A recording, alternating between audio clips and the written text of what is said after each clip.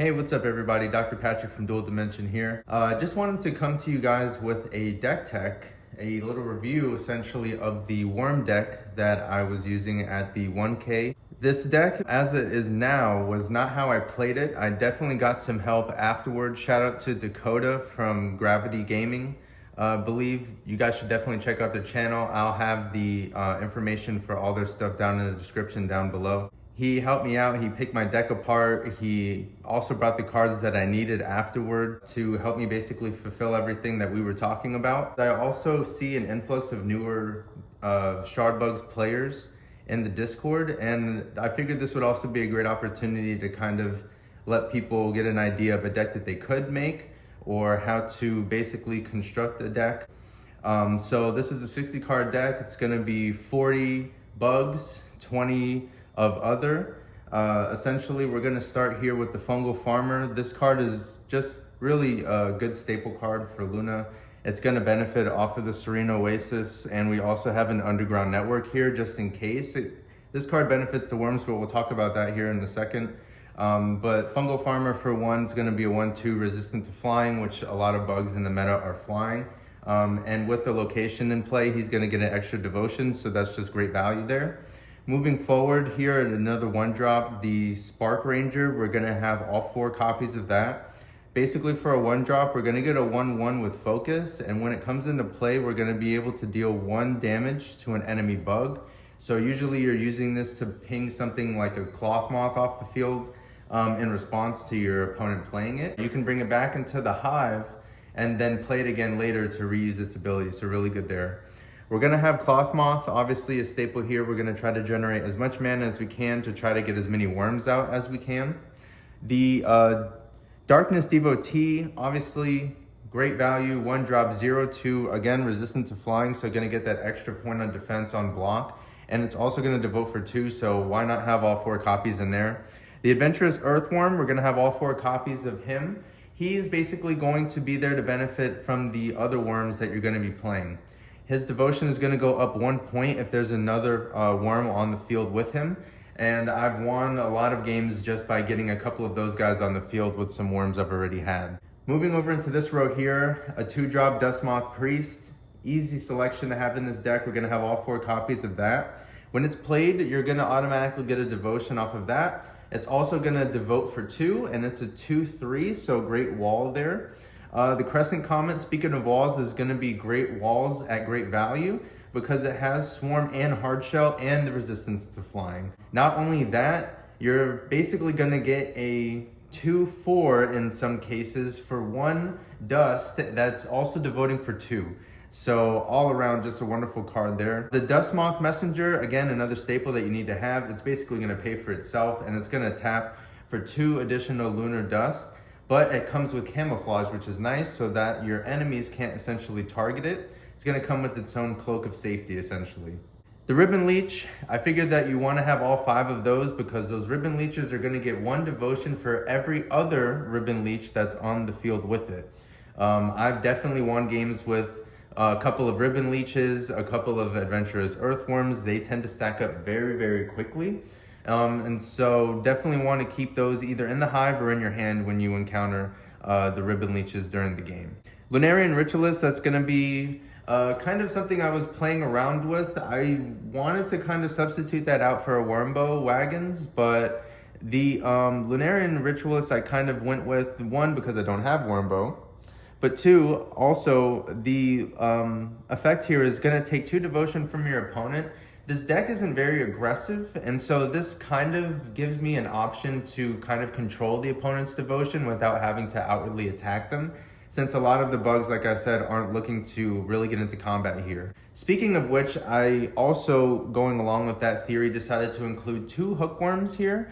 The hookworms essentially are going to exhaust themselves in order to exhaust an enemy bug that has less devotion than this bug here. This combos pretty well with the Worm Tech. Worm Tech I have 1 of. I'll kind of skip to it right now because Worm Tech applies to all of the majority of the bugs here in the deck.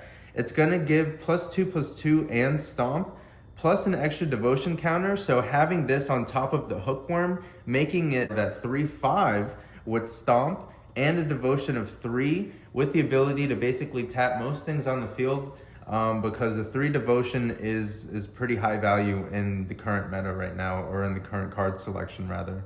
Cloak Ghost, I need 1 more of these, but having 3 of those, he's essentially a staple. The Plink 2, Bounty 2, it pays for itself. You bring it back into the hive afterward, try to secure it so that your opponent doesn't take it off the field, so that you can hopefully use it again later on and get that extra bounty. Now, I already talked about the worm tech. It's gonna be essentially useful for most of the bugs here in the deck. I try to get it out early if I draw it, but again, I only have 1 of these because it's kind of situational. Serene Oasis, I think having 2 of these is pretty good.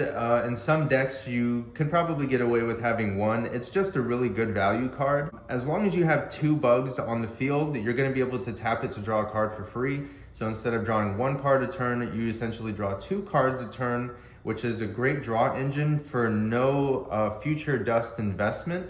And most decks, if any, are gonna always have more than 2 bugs on the field. So Serene Oasis, I would always try to include at least 1 of, I feel like, in most decks. Now, Amethyst, I have here just as an aggro option, either if I need quick devotion or if I need something to attack very quickly. And I can also combo that with the worm tech as well if I can get the stomp off. He's kind of there just as extra insurance against decks that might be building up a little bit faster as far as their devotion. Now, the Underground Network here, this is another support card. I only have 1 of these in the deck. The reason for that, it costs 4 dust to play, which is a little bit expensive, especially since this deck is not necessarily generating that much dust. But what this card is going to do is allow you to make a 3/3 unaligned worm warrior for 4 dust by exhausting this card. And also, worms on your field will get +1 extra defense. So that's definitely just going to help out your walls here, help to protect these other smaller value devoters too as they devote in the background if the worms aren't essentially building off of each other. Now lastly here, kind of the star of the deck, Bobbit Leviathan. We're going to have all 3 copies of him.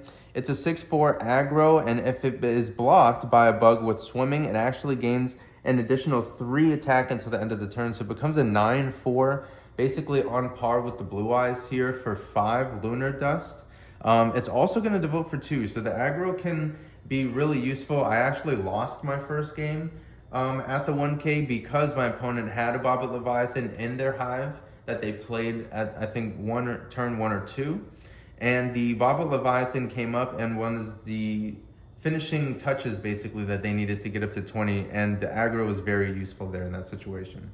Now we're going with the Luna Cosmic Avatar of the Light here. The 3 mana cost, once per turn, splat the top card of your deck. If that card is a bug, put it in your hand, otherwise draw a card. This ability may be paid with bounty tokens instead of Lunar Dust. So this card basically, as I was explained to, is going to be really useful. I at first was using the Series 1 Luna that you would pay 1 mana essentially to scry the top 2 cards of your deck and put either one at the top or the bottom in whatever order you decide. But Dakota explained to me that this would be better because since I'm not using that many spell cards or essentially support cards, I'm going to be digging up all of my worms for 3 every turn, and it's just a late game sinkhole for any dust that might be left over. Now lastly, I just wanted to highlight some of the spells that I have inside of the deck here. Now I have 2 copies of the Orchestrated Sinkhole. It's an action effect here. It costs 5 Lunar Dust. I get to choose one to either gain 1 devotion for each worm on the field, or a target enemy loses 1 devotion for each worm on my field. So this card is just going to be generally useful because hopefully I am going to have a large amount of worms on the field so that I can have my other effects going at the same time. This is just kind of an extra kick forward if I need to get to 20. Venomous Assault, it's going to be some basic removal here. You're going to pay 3 generic dust to deal 3 damage to a target bug with venom, or you can put 3 -1/-1 counters on the target bug without venom. And so it's also a quick action, which makes it very useful as a removal tool. I feel like it's also essential in every deck on top of a draw engine to have some form of removal because most decks are going to have key cards that you want to have some interaction for. And then lastly, probably everyone's favorite Lunar card in the set, Moonbeam. So you're going to pay 6 dust here. You're going to exhaust enemy bugs on the field that they do not ready at the beginning of their controller's next turn. In a way, you can almost say it's kind of like a free turn. They're still going to be able to untap their bugs in the hive, and whatever they can play from their hand or from the hive, they can still benefit from.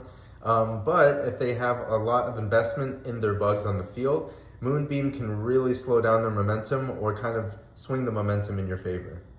So again, this was just kind of a quick rundown of the worm deck that I made after the 1K. Again, shout out to Dakota from Gravity. You guys were super awesome. Everyone I met at the 1K was really awesome and supportive. So thank you guys for all of that. I'm gonna continue to do deck techs and kind of brew up some ideas in my head. I think that I'm gonna start to kind of flesh those decks out and then display them on the channel, again, as another option for people who are just getting into the game and maybe they wanna explore ideas outside of just the great starter decks that they could pick up. This is Patrick from Dual Dimension. I'll see you guys in the next video.